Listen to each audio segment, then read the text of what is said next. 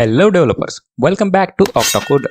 In our last session, we took a significant leap forward with our Octa Travel app. We covered the essential of form handling in React, dynamically generating form options, managing state with useState, and extracting form data. If you missed it, I highly recommend checking out that video first. The link is in the description below. Today, we are going to build on that foundation. We'll dive deeper into handling form submissions, rendering the form data dynamically into our packing list, and ensuring our application updates seamlessly. By the end of this tutorial, you'll have a fully functional form that not only collects data but also displays it in real time. So without further ado, let's get started.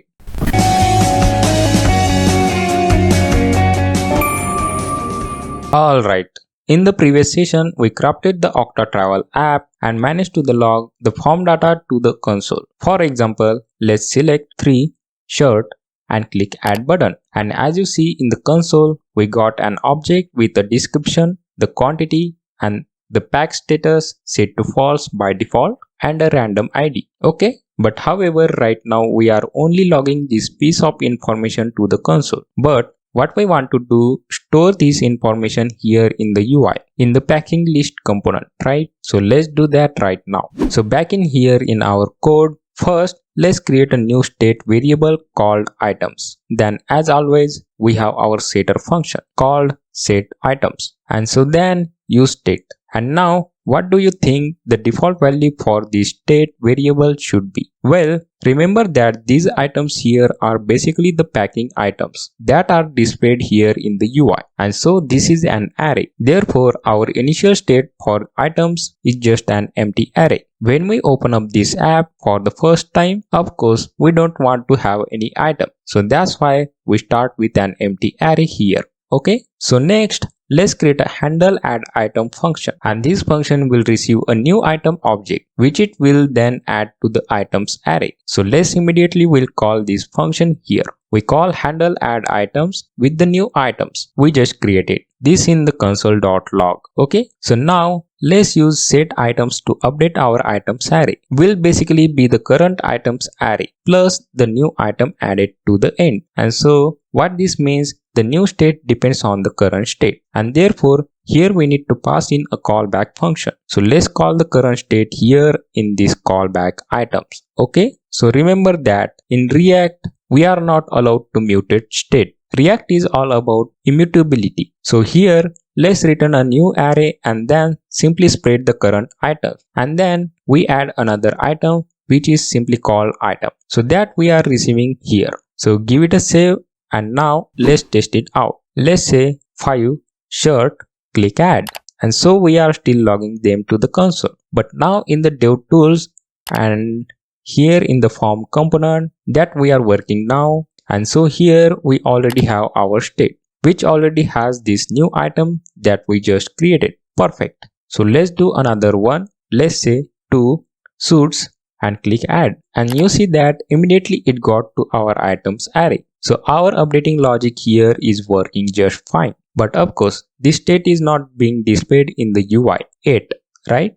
Right now our item state is here inside the form component, right? But we need this item state variable here in the packing list component, because this is where it should actually be rendered onto the UI, right? So now how do we get this state from the form to the packing list? Well, we cannot pass it as a prop because the form is not a parent component of packing list. It is a sibling component, but data can only flow down the tree. It cannot flow up the tree or sideways. So we cannot pass these items to the packing list via props. So how do we do it?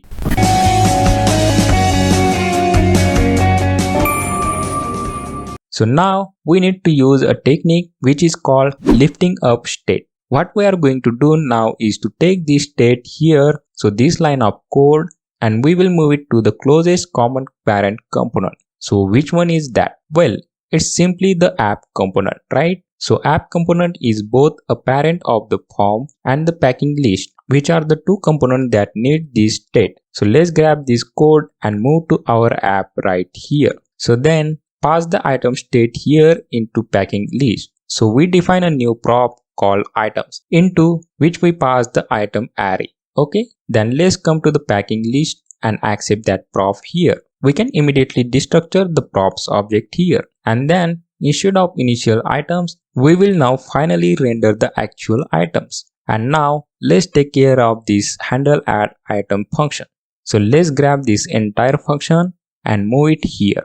So now all we have to do in order to enable the form to update the state is to pass in this handle add item function. So let's create a new prop. Let's call this now on add items. We can call it same prop name handle add items, but it's kind of convention for it to be like this. So then it becomes more readable. Like on add items calls handle add item. Okay, and then here let's accept that on add items, and finally here we now need to call the function with this prop. So this prop name on add items. So with this we have completed the rendering items code. So let's test it out to see if our list renders correctly or not. Okay, so let's select to shirt, click add, and there it is, working perfectly. The list is displayed in the UI. Great. So let's add another 3 suits, and there you go, it's working smoothly. So we just learned about child to parent communication. Now let's do some more of it in order to delete items from our list. So the idea here is that whenever we click on these crosses here, it will delete the item from the state and also from the user interface. So let's now go back here to our app and create a new function right here called handle delete item. Now in order to delete an item, we need to know which item to delete. So we'll pass the ID whenever we call this function. The delete operation will update the state to remove the item from the UI.